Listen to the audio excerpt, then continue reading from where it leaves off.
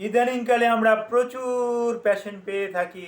তারা আমাদের কাছে এসে বলে, স্যার, আমার আগে যৌন উত্তেজনা ছিল, পুরুষাঙ্গ পেনিস শক্ত ছিল, এখন আর এই পুরুষাঙ্গ আগের মতো শক্ত হয় না, আগের মতন ওই যৌন মেলামেশা করতে পারি না, যার পরিপ্রেক্ষিতে সংসারে কিন্তু স্বামী স্ত্রীর একটা দ্বন্দ্ব লেগে থাকে।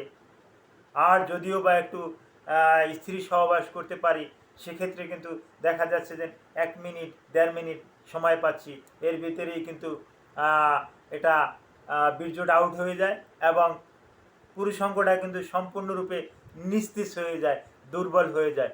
এই রকমের সমস্যা নিয়ে অনেক রুগীরাই আসেন। এখন এই ইদানিংকালে এই বেশি বেশি এই যৌন দুর্বলতাটা কেন, এই বিষয়টা নিয়ে একটু আমি বিস্তারিত আলোচনা করব। আলোচনাটা না টেনে পুরো আলোচনাটা দেখুন। আসসালামু আলাইকুম রহমতুল্লাহি ওবারাকাতুহু। আমি ডাক্তার মীর শহীদুল ইসলাম। আমার চেম্বার শুভেচ্ছা 255, ঐতিহ্যবাহী শেখঘাট, সিলেট। গুগলে গিয়ে ডাক্তার মীর শহীদুল ইসলাম লিখে যদি আপনি সার্চ দেন, আমার সম্পর্কে আপনি যাবতীয় তথ্যাদি কিন্তু পেয়ে যাবেন।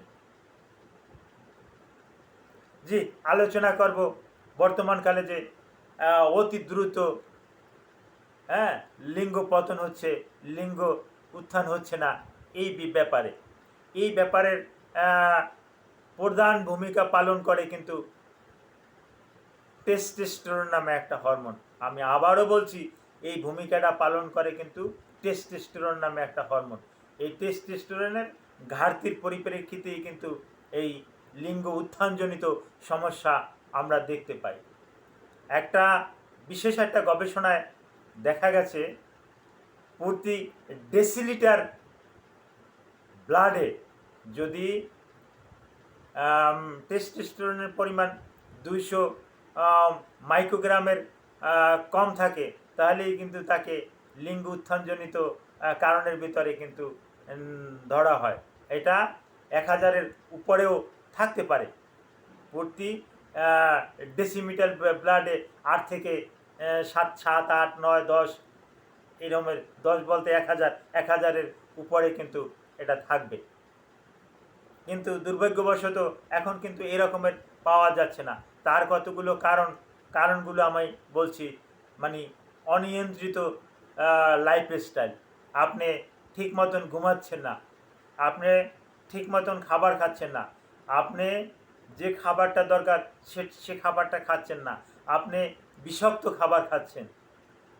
এর পরিপ্রেক্ষিতে কিন্তু আপনার টেস্টোস্টেরনটা কিন্তু তৈরি হতে কিন্তু পারছেন না, যার কারণে কিন্তু আপনার লিঙ্গটা কিন্তু উত্থান হচ্ছে না।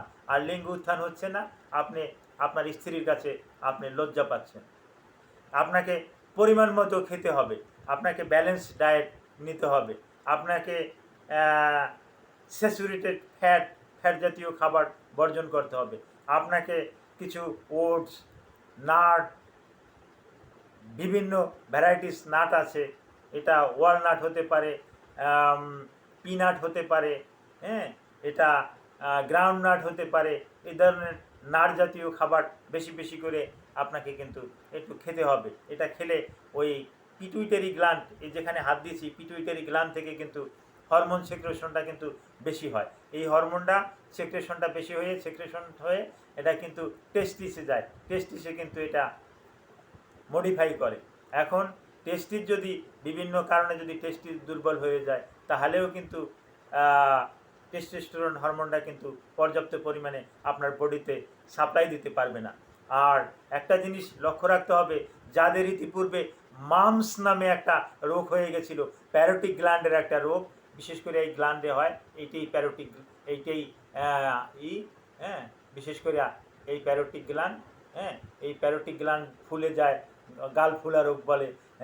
এই প্যারোটিক গ্ল্যান্ড ফুলে যদি মামস কারো হয়ে থাকে, মামস হওয়ার পরিপ্রেক্ষিতে এই মামসে একটা ভাইরাস, এই ভাইরাসটা কিন্তু টেস্টিসেও কিন্তু হয়, কিন্তু যার পরিপ্রেক্ষিতে টেস্টিসটা আপনার দুর্বল হয়ে গেছে, যার কারণে আগের মতন আর সে কিন্তু টেস্টোস্টেরন হরমোন রিপ্লেস করতে পারে না, টেস্টোস্টেরন হরমোনটা কিন্তু তৈরি করতে পারে না, যার কারণে কিন্তু আপনি লিঙ্গ উত্থানজনিত কারণে কিন্তু আপনি ভুগতেছেন। আর যদি কারো অর্কাইটিস, মানে ওই রোগটাকে আমরা অর্কাইটিস বলি, অর্কাইটিস হয়ে থাকে, তাহলে অবশ্যই এর ভালো চিকিৎসা আছে, এর চিকিৎসা করে নেবেন। বেশি রাত্র অনেকে আছে বর্তমানে বেশি রাত জেগে মোবাইল দেখে বিভিন্ন রকমের গেম খেলে, যার পরিপ্রেক্ষিতে সে সঠিক একটা ঘুমাতে পারে না, যার কারণেও কিন্তু তার টেস্টোস্টেরন হরমোন কিন্তু তৈরিতে কিন্তু বাধা হচ্ছে। আর আমরা একটা বিশেষ জরিপে দেখেছি, যদি কারো বয়স 30 বছরের উপরে চলে যায়, তাহলে প্রতি বছর কিন্তু তার 1% করে টেস্টোস্টেরন উৎপন্ন কিন্তু এমনি প্রাকৃতিক নিয়ম অনুযায়ী কিন্তু কমতে থাকে। এখন আপনার টেস্টোস্টেরন কত আছে এটা পরীক্ষা নিরীক্ষার মাধ্যমে আপনি জেনে নিন। এটা যে কোনো একটা ভালো মানের ল্যাবরেটরিতে কিন্তু আপনি টেস্টোস্টেরন পরীক্ষা আপনি করে নিতে পারবেন। এই টেস্টোস্টেরনটা যাদের দুর্বল তাদেরই কিন্তু এই উত্থানজনিত সমস্যাটা আমরা সচরাচর দেখতে পাই। তারা কিন্তু স্ত্রীর কাছে গিয়ে কোনো রকমের শান্তি পাচ্ছে না। হ্যাঁ, ওখানে প্যানিসটা ঢুকাতে গেলে, ভ্যাজাইনায় প্যানিসটা ঢুকাতে গেলে ও কিন্তু পিছনের দিকে ব্যাক করে আসে, ওটা কিন্তু শক্ত হয় না। এর কারণ কিন্তু ওই টেস্টোস্টেরন। তো টেস্টোস্টেরন পরীক্ষা করার পর যদি আপনার কম পাওয়া যায়, তাহলে আপনি টেস্টোস্টেরন বেশ কিছু ক্যাপসুল, কিছু ট্যাবলেট, কিছু ইনজেকশন, এগুলো কিন্তু আমরা রুগীদেরকে দিয়ে থাকি। এগুলো দেওয়ার পরে কিন্তু রুগীরা কিন্তু ভালো হয়ে যায়, একেবারে পুরোপুরি ভালো হয়ে যায়, আধি ভালো না, এরকমের ঔষধ কিন্তু মার্কেটে অ্যাভেলেবেল আছে। এখন আপনার টেস্টোস্টেরন কোন লেভেলে আছে এটা অবশ্যই একজন ডাক্তারের সাথে যোগাযোগ করে এটা ডক্টরকে আপনার জানানো উচিত। Thank you all.